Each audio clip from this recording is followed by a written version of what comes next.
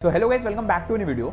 जब से एनटीए ने जेईई मेंस का इंटीमेशन स्लिप रिलीज किया है तब से स्टूडेंट्स का बहुत ज़्यादा डाउट्स आ रहा है। उनको अपने एग्जाम डेट्स मिल चुके हैं और अब वो तरह तरह के कंफ्यूजन रख रहे हैं, तरह तरह के वीडियोस देख रहे हैं जहाँ पे वो और ज़्यादा कंफ्यूज हो रहे हैं। उनका ऐसा कहना है कि जो 21st का पेपर है क्या भैया वो सबसे ईजी होगा, तो जो 28 का लास्ट पेपर है क्या वो सबसे टफ होने वाला है पिछले साल के अकॉर्डिंग, और इस बार मार्क्स वर्सेस परसेंटाइल क्या रह सकता है। 28 वालों को बहुत ज़्यादा अनफेयर एडवांटेज मिल रहा है क्योंकि उनका पेपर लास्ट में तो बहुत ज़्यादा अच्छा टाइम मिल रहा है उनको। तो ऐसे बहुत सारे डाउट्स आ रहे हैं स्टूडेंट्स का। सो गाइस, आज इस वीडियो में मैं आपके जितने भी कंफ्यूजन है सब कुछ को क्लियर करने वाला हूँ। साथ ही में अगर आपका पेपर 21, 22, 23, 24, 28 जनवरी को है तो आपको डे वाइज क्या स्ट्रैटेजी फॉलो करना है, आपके पेपर के लिए क्या आपको डिफरेंट स्ट्रैटेजी फॉलो करना है, क्या चीज़ें जो आपको लास्ट के टाइम पे अपने दिमाग में रखना है, रिवीजन के लिए क्या क्या चीज़ें इंपॉर्टेंट है, सब कुछ क्लियर करूंगा इस वीडियो पे। तो वीडियो स्टार्ट करते विदाउट एनी डिले, उससे पहले कमेंट में लिख दो कि आपका एग्जाम डेट एग्जैक्टली कौन सा है और आपका कितना सिलेबस हो गया अभी तक। अभी देखो आपकी स्क्रीन पे आपको मार्क्स वर्सेस परसेंटाइल का डेटा दिख रहा होगा जनवरी 2025 का फर्स्ट अटेम्प्ट का जेईई मेंस का। इसमें आप देख सकते हो कि जो सबसे ज्यादा इजी शिफ्ट है वो 24 जनवरी का evening shift that is shift 2 है, जहां 200 मार्क्स लाने पे 99 परसेंटाइल बना है।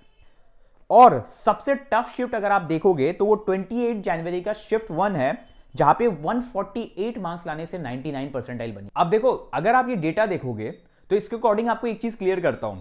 जो बोलते हैं ना कि जो 21st का पेपर इजी होगा, 22nd इजी, 23rd इजी, बाकी लास्ट का टफ होगा, तो आपको एक चीज क्लियर करता हूं। यहां पे आप देखोगे इनका सबसे पहला पेपर 22 जनवरी का फर्स्ट शिफ्ट, इसमें आप देखोगे 158 मार्क्स में 99 परसेंटाइल बनी है।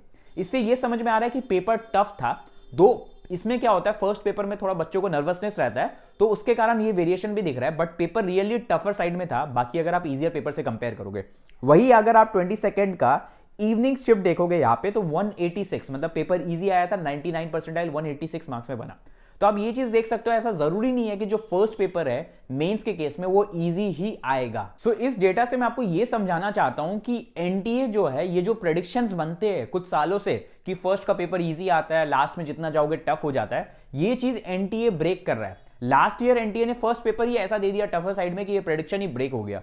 फर्स्ट पेपर आने के बाद सबका दिमाग खराब हो गया मॉर्निंग शिफ्ट होने के बाद। फिर इवनिंग वाला पेपर हुआ तब जाके बच्चों का थोड़ा सा दिमाग में क्लियर हुआ, चलो ठीक है पेपर इजी भी आ रहा है। तो यही चीज आपको बोलना है कि आपके दिमाग में कोई भी ऐसा माइंडसेट मत बनाओ, और अगर बनाते भी हो तो लेट्स सपोज आपका पेपर टफ आ रहा है, 28 का लास्ट पेपर टफ आएगा, कोई बोल भी रहा है तो ये चीज भी समझो ना कि टफ किसके लिए है। आपके शिफ्ट में जितने भी बच्चे हैं सबके लिए टफ है।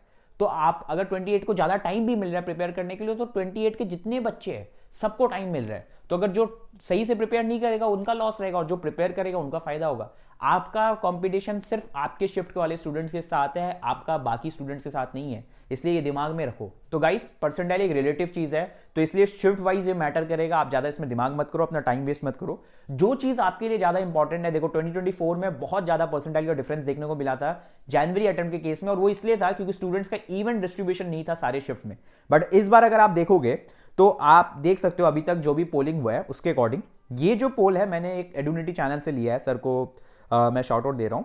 आप देख सकते हो इसमें पोल में 24,587 वोट्स अभी तक हो गए जब तक मैंने देखा, और इसमें देखोगे बहुत ही ज्यादा इवन डिस्ट्रीब्यूशन है सारे अटेम्प्ट, मतलब आप देखोगे डे वाइज 21, 22, 23 सारे इवन डिस्ट्रीब्यूशन है। तो इसका आपको लगेगा कि परसेंटाइल में बहुत ज्यादा डिफरेंस आएगा, ऐसा कुछ नहीं आएगा। तो ये डेटा आपके लिए क्यों इंपॉर्टेंट है, क्योंकि बहुत सारे बच्चों को है कि मार्क्स वर्सेस परसेंटाइल का एक प्रेडिक्शन चाहिए। देखो, रियलिस्टिक मार्क्स वर्सेस परसेंटाइल कोई भी नहीं बता सकेगा पेपर से पहले, बट अगर आपको प्रेडिक्शन लेना है तो मैं आपको बोलूंगा लास्ट ईयर का जनवरी 2025 का प्रेडिक्शन ले लो। आप इसमें देख सकते हो इजी टफ के अकॉर्डिंग क्या क्या मार्क्स वर्सेस परसेंटाइल वेराई कर रहा है, 98, 99, 97 जो आपको स्क्रीन पे दिख रहा है, उसी के अकॉर्डिंग आप अपना मार्क्स वर्सेस परसेंटाइल के प्रेडिक्शन एक टारगेट ले सकते हो और उसी के अकॉर्डिंग आप प्रिपेयर कर सकते हो ये बचे हुए लास्ट के 10 डेज 8 डेज जब भी आप ये वीडियो देख रहे हो। अब देखो, लास्ट के टाइम पे एक बहुत इंपॉर्टेंट चीज है, मैं आपको बोलूंगा कोई भी नए चैप्टर्स मत उठाओ। आप सोचो कि मेरे बहुत सारे इंपॉर्टेंट चैप्टर्स रह गए, बहुत सारे इजी स्कोरिंग चैप्टर्स है, उन सबको कर लेते हैं। तो यार इसमें आपको एक चीज देखना होगा कि वो चैप्टर कवर करने में कितना टाइम लगेगा।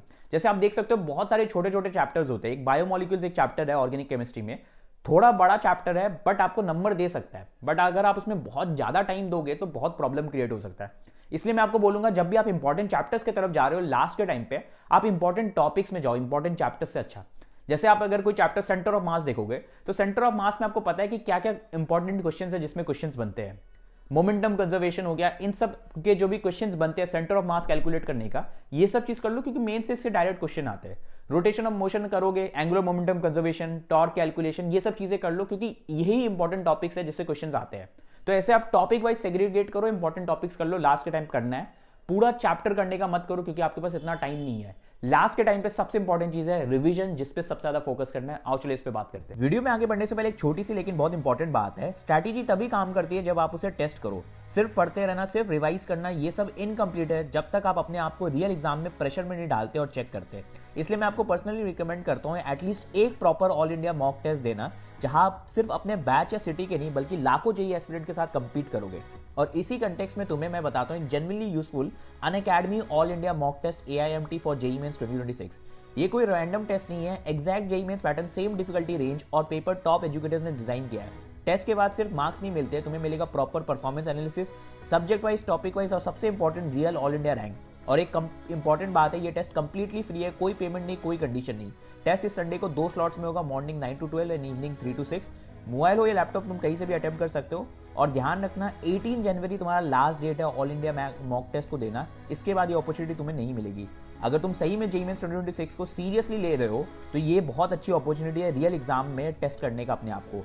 स्क्रीन पे जो QR कोड है उससे रजिस्टर कर सकते हो या फिर लिंक मैंने डिस्क्रिप्शन और पिन कमेंट में दे दिया है। देखो रिवीजन में एक चीज आपको क्लियर कर देता हूं, अगर आपका सिलेबस 50% हुआ है ना, तो उन 50% को ऐसा करो कि इन 50% को आप बहुत अच्छे से कर लो कि अगर इससे कुछ आए ना तो आपका मिस ही नहीं होना चाहिए। जब एग्जाम हॉल में ऐसा होता है ना, मैं आपको आपके खुद के एक्सपीरियंस से बता रहा हूं कि अगर आपने कुछ पढ़ रखा है, ऑलरेडी क्वेश्चंस भी कर रखा है, बट लास्ट के टाइम पे आपने रिवाइज नहीं किया है और फिर वो आपके एग्जाम हॉल में ना बने, तो बहुत ज्यादा रिग्रेट होता है एग्जाम के बाद। इसलिए मैं आपको यही चीज बोलूंगा, रिवाइज कर लो जो भी चीज आपने किया है, क्वालिटी को अभी फोकस करो, क्वांटिटी को नहीं। लास्ट के टाइम पे जितना किया उसको अच्छे से रिवाइज करो।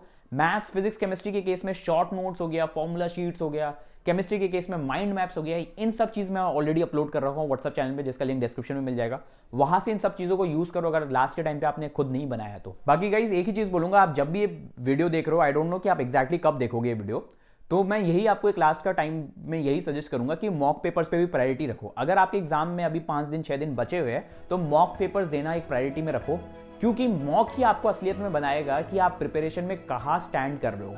तो इसलिए मैं आपको यही बोल रहा हूँ कि at least 3-4 full syllabus mock test दे के जाना और उसका प्रॉपर एनालिसिस करना, कौन सा वीकर एरियाज है, कहाँ पे नंबर कट रहे, प्रॉपर एनालिसिस से आप अपने एग्जाम हॉल में जब बैठोगे तो उतना नर्वसनेस फील नहीं होगा, क्योंकि वो पहला मॉक नहीं होगा। बाकी गाइस समराइज कर रहा हूँ, जो भी चीजें मैंने इस वीडियो पे बताया है, ज्यादा टेंशन मत लो। 21-22 वाला जो प्रेडिक्शन चल रहा है, आपका खुद का शिफ्ट ही आपको मैटर करेगा, क्योंकि कंपटीशन यहाँ पे रिलेटिव है आपके केस में, इसलिए ज्यादा दिमाग मत लगाओ। बाकी जो चीजें मैंने बताई है इस वीडियो पे, उन पे अच्छे से फोकस करो। लास्ट का टाइम पे पूरा एफर्ट्स लगा लो। कुछ भी प्रॉब्लम है तो कमेंट्स में लिखो, बिकॉज मैं सारे कमेंट्स का रिप्लाई करूंगा।